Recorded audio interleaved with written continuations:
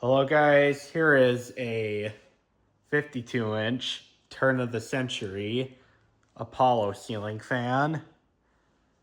This is installed here in my garage and I've had these up here since 2017, so about 9 years ago. And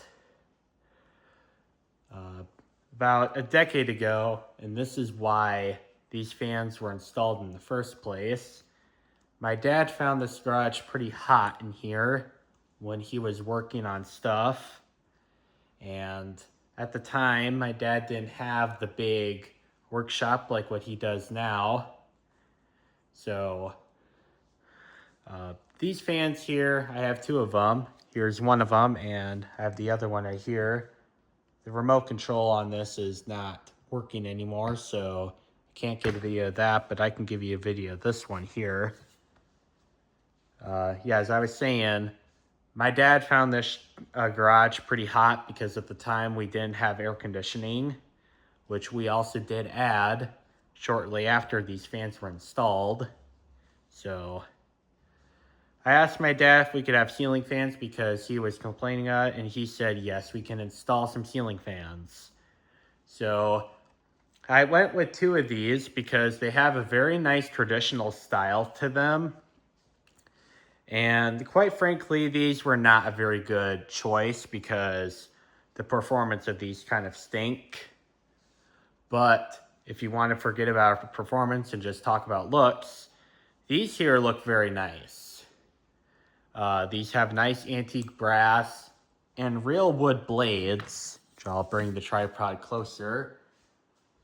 You can see these are actual wood finish and nice antique brass looks.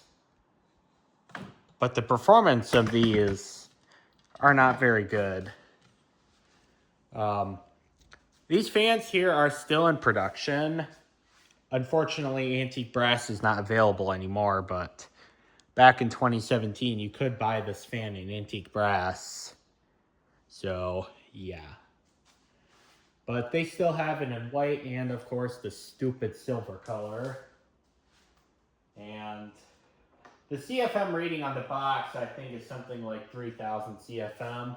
It doesn't perform quite that bad, but it's still pretty well below average for a 52-inch fan, which I'll tell the CFM in a minute. Here's the light. And it's not a really bad looking light at all. It's a nice alabaster shade.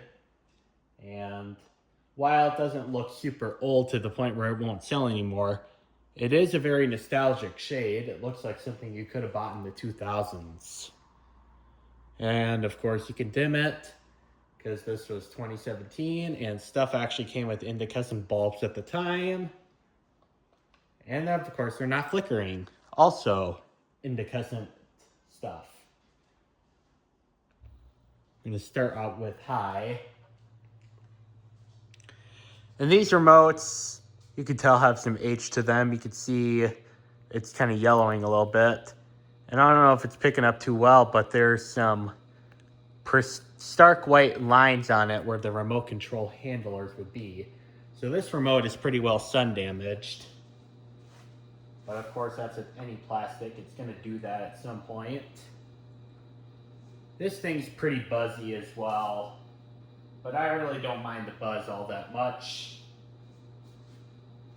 And about, I'm gonna say about 10 feet below this, maybe 8 feet below this, I feel air moving, but it's very gentle breeze. Like, I would say this is a respectable fan on medium. And we're gonna check this with an anemometer. So we're gonna see how much air we're gonna cut here. Blade iron ends about where the light is. We're gonna go with, we'll go with 10 inches. So our number is gonna be 13 for the area. So we're gonna go with this anemometer here. If I can get this start up.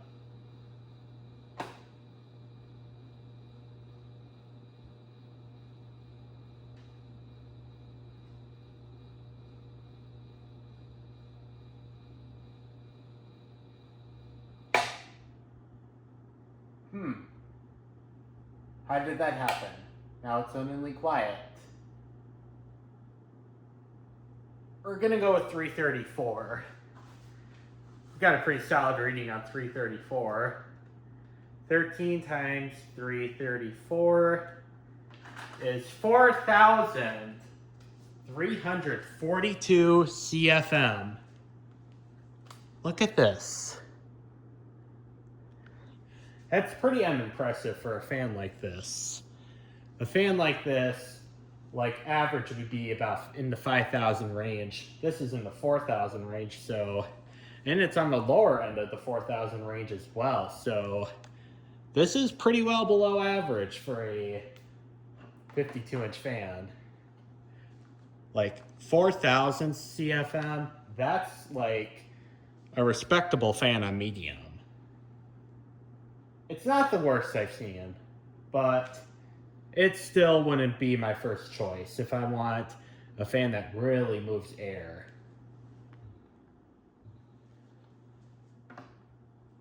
Medium. I'm going to work with this pretty quick because my battery is low. I think it has slowed down enough to where we can get a reading. So let's see what the reading is for medium. Moving so little air, the fan's barely even turning. We'll go with 216. So, all right, the calculator, 216 times 13, that's 2,808 CFM. That's about a respectable fan on low. And I feel some air moving, but not a whole lot. Now low.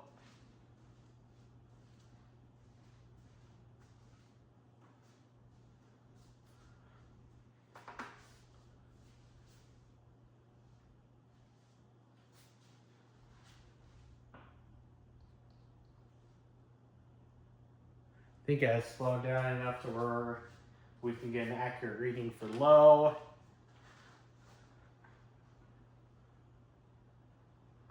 It's barely even turning.